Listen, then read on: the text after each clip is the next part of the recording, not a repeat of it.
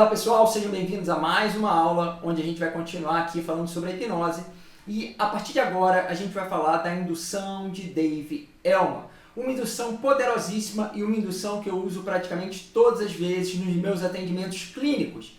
Então, como é que a gente vai fazer essa aula? Na verdade, essa aula vai ser dividida em 4 partes. Hoje, na primeira parte, eu vou falar para vocês um pouquinho de quem foi Dave Elman, aprofundando um pouco mais do que eu tratei na parte de história. E posteriormente eu vou começar a explicar para você como funciona essa indução e por que ela é tão poderosa. Na sequência, na nossa parte 2 dessa aula sobre a indução de Dave Elman, eu vou fazer a indução de Dave Elman em você. Ou seja, você vai se permitir passar pela indução de Dave Elman. Por quê? Se você quer aplicar a indução de Dave Elman, obviamente você tem que ter passado pela indução de Dave Elman. Na parte 3, eu vou mostrar um vídeo de eu aplicando a indução de Dave Elman em uma outra pessoa. Então você vai poder acompanhar todos os detalhes. E na parte 4, eu vou acabar com todos os mitos e com todas as dificuldades que a maioria das pessoas tem nessa indução. Muita gente fica com medo de determinadas partes e não sabe o que fazer. Por exemplo, você vai entender daqui a pouco. E se o olho abrir? Se o olho abrir, você vai fazer isso, aquilo e aquilo outro. Eu vou explicar para você. Ou seja, no final dessas 4 aulas, você vai ter todos os detalhes da indução de Dave Elman para que você não tenha nenhum problema e para que você possa aplicá-la em qualquer pessoa. Ok? Então, para a gente começar, eu vou falar um pouquinho da história de Dave Elman, que é fundamental até para você poder compreender essa indução. Bom, Dave Elman nasce em 1900, dentro de um cenário onde o pai dele era hipnotista. Então o pai dele hipnotizava, ele foi crescendo vendo o pai hipnotizar, foi crescendo vendo o pai hipnotizar, e quando ele tinha 8 anos de idade, o pai falece. O pai falece, ele tinha uma pequena biblioteca lá na casa dele, e ele começa a pegar determinados livros e a estudar e aprofundar mais a hipnose.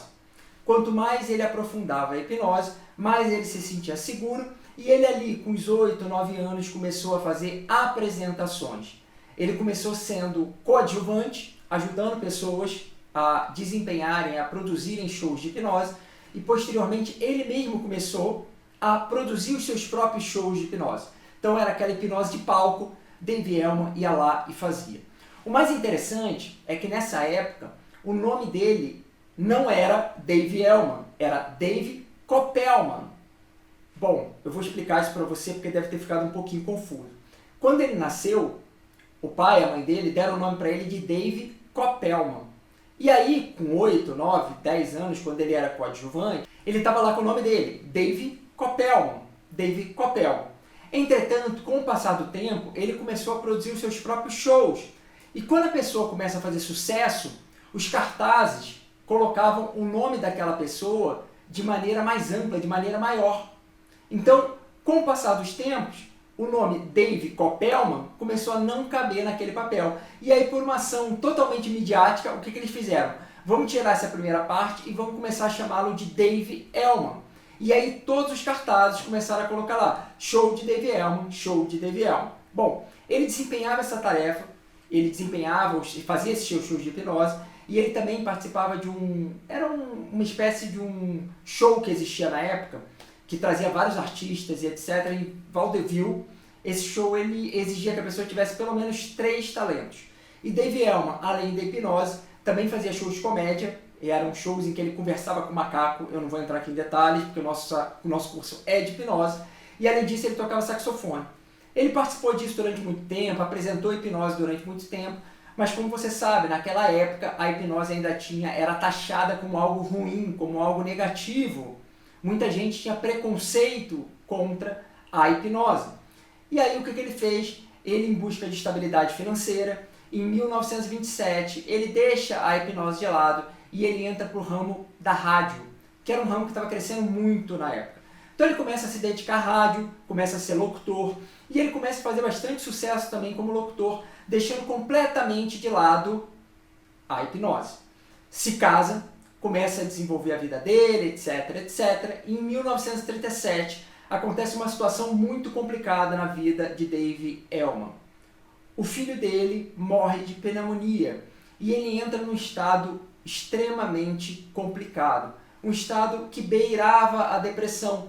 E ele começa a se sentir muito mal, muito mal, muito mal, até que o sogro dele chega para ele e fala para ele, olha, você precisa dar uma guinada na sua vida, você precisa mudar, você precisa encontrar alguma coisa que você goste de fazer, porque senão você vai morrer. E aí Dave Elman teve aquele estalo na mente dele, e nesse momento você deve estar pensando, e ele voltou para a hipnose. Negativo. O que ele fez? Ele criou um show de calouros, mas na verdade não era bem calouros. Ele trazia pessoas, e essas pessoas tinham a oportunidade de demonstrar os seus hobbies. E ele demonstrava que existiam vários hobbies estranhos. Exemplo, teve uma pessoa que foi lá uma vez no show de Dave Elman, que era um show de rádio, tá? Então imagina, isso na rádio, tinha lá um auditório com pessoas, e ele ia transmitindo na rádio aquele show que estava acontecendo. Foi uma vez lá uma pessoa que tinha o hobby de colecionar pelos de elefante. Muito legal, né? Muito significativo.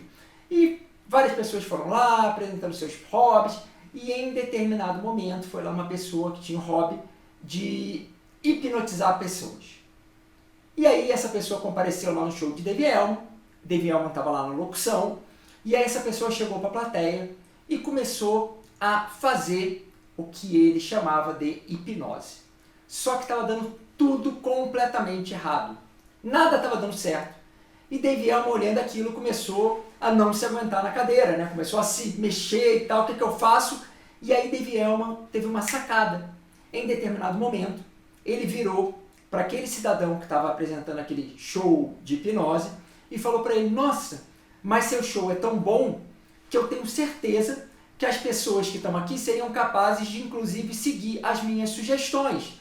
E a partir desse momento, Dave Elman assume aquele show, começa a hipnotizar as pessoas e é um completo sucesso. Todo mundo sai dali feliz, a transmissão foi ótima, as pessoas que estão na plateia saem completamente felizes, só que tem uma pessoa que está lá, que está com a cara amarrada, braço cruzado, esperando o Dave Elman sair. Quem é? A esposa dele. Porque a esposa dele nunca soube que ele hipnotizava. E aí a esposa dele olha para ele e fala para ele, nossa, mas que negócio é esse de hipnose? E aí ele explica tudo para ela, conta todo aquele processo para ela da hipnose e volta, de certa forma, a se dedicar à hipnose. Em determinado momento, um grupo de médicos se reúne, encontra Dave Elman e começa a pedir para ele ensinar hipnose para eles. Por quê?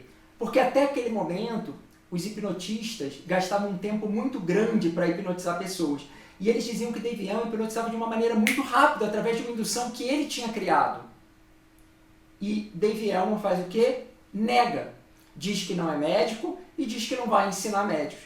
Os médicos começam a insistir, insistem, até que Dave Elman aceita.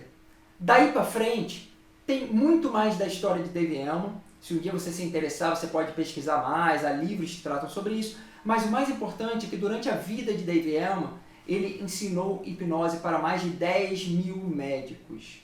Esse foi o legado que ele deixou, além de vários outros relacionados com a hipnose.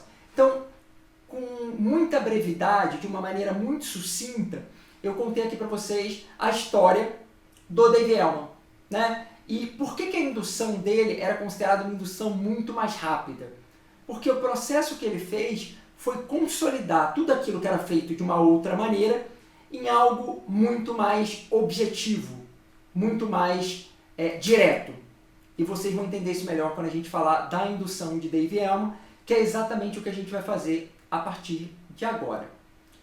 A indução de Dave Elman, ela tem várias fases, né? Então eu vou, como eu falei, a nossa parte 2 dessa aula vai ser eu aplicando a indução de Dave Elman em você, para que você possa senti-la e entender como ela funciona. Ela tem várias fases. A primeira fase dessa indução é o que a gente chama de catalepsia dos músculos pequenos. Como é que funciona isso? A gente vai relaxar principalmente a musculatura dos olhos e a musculatura das pálpebras. A gente vai pedir para a pessoa focar nessa área para que possa ser gerado um relaxamento muito grande nessa área. É a catalepsia dos músculos pequenos. A segunda fase da indução de Dave-Elman é a distribuição do relaxamento. O que é isso? A gente vai tirar esse relaxamento total que está aqui nos olhos, nas pálpebras, e a gente vai levar para o resto do corpo. E a gente vai fazer com que o resto do corpo todo receba aquele relaxamento. Até esse momento, a gente está com a catalepsia dos músculos pequenos e transferência do relaxamento. Na sequência, a gente vai para o fracionamento. O que é o fracionamento? É o abrir os olhos e o fechar os olhos. O abrir os olhos e o fechar os olhos. O abrir os olhos e o fechar os olhos. A gente chama essa fase de fracionamento triplo, onde a gente vai pedir para a pessoa abrir os olhos e fechar os olhos 3 vezes seguidas. Eu já tratei disso aqui no curso, mas só para relembrar. O fracionamento é algo extremamente poderoso. É o que acontece, por exemplo, quando você aperta lá o botão soneca do seu telefone celular quando ele desperta. Você fala, não, eu vou dormir mais 10 minutos. O que acontece? Muitas vezes quando você dorme extremamente profundo. E aí toca de novo o despertador, você aperta o soneca de novo, vai mais profundo ainda. Por que isso acontece? Porque você confunde o seu cérebro. Né? Você abriu o olho, o seu cérebro pensa, opa, hora de acordar, prepara os hormônios, começa a liberar, e de repente você volta a provocar o cérebro para aquele sono. E ele entra em confusão, libera um monte de hormônio para você ir mais fundo ainda dentro daquele sono. Então isso depois a gente aprofunda, se for o caso aqui no curso, mas o mais importante é que você entenda a eficácia desse fracionamento triplo, que posteriormente eu vou mostrar para vocês. Ok? Posteriormente a esse fracionamento triplo, a gente vai para uma fase seguinte, que é uma fase onde a gente vai ver o relaxamento da pessoa, onde a gente vai fazer um teste de relaxamento. O que é isso? Vocês vão verificar também. A gente vai simplesmente pedir para a pessoa deixar o braço pesado, pesado como um pano molhado, e a gente vai levantar o braço e soltar. Simplesmente isso. Essa é mais uma fase da indução de Dave-Elman. Passada essa fase, a gente finaliza o que a gente chama de relaxamento físico. E a gente passa para uma fase do relaxamento mental. Quando a gente passa para a fase do relaxamento mental, a gente vai entrar numa das fases onde as pessoas têm mais medo da indução de Dave-Elman e que é extremamente simples. A gente vai pedir para a pessoa começar uma contagem regressiva a partir do número 100. E a gente vai falar para ela, você vai começar uma contagem regressiva a partir do número 100 e logo após cada número você vai falar a expressão mais relaxado. Exemplo, você vai falar 100 mais relaxado, 99 mais relaxado, 98 mais relaxado e assim por diante. Acontece que quando você chegar no 99, no máximo no 98, você vai perceber que os números seguintes simplesmente terão ido embora, simplesmente terão desaparecido, terão saído da sua mente. Isso muita gente tem medo. Por quê? E se a pessoa continua contando? E a gente vai ver tudo isso na nossa última aula, porque a indução de Dave-Elman é uma indução extremamente poderosa, mas você tem que conhecer alguns detalhezinhos, aquilo que a gente chama de pulo do gato, para que você não tenha nenhum problema e possa aplicar em qualquer pessoa. E esse é o objetivo desses 4 módulos, dessas 4 partes, onde a gente vai conversar especificamente sobre a indução de Dave-Elman. Passada a contagem, a gente vai para a fase de aprofundamento, que a gente também vai falar um pouquinho mais na frente. Então, pessoal, só resgatando aqui. Falei para vocês nessa aula a respeito da vida de Dave-Elman, né? Como ele se interessou pela hipnose, e é muito legal que vocês saibam isso para que realmente vocês sejam hipnotistas, né? Conhecendo a história da hipnose e sabendo por que aquilo está sendo aplicado. Depois a gente falou das fases da indução de Dave-Elman. E eu falei para vocês que a gente tem a catalepsia dos músculos pequenos, depois a gente vai ter a transferência de relaxamento, depois fracionamento disfarçado, depois a gente vai fazer um teste desse relaxamento, posteriormente a gente vai para o relaxamento da mente, onde a gente vai fazer a contagem regressiva, que também as pessoas chamam de amnésia dos números, e posteriormente a gente vai para a fase do aprofundamento. Ok?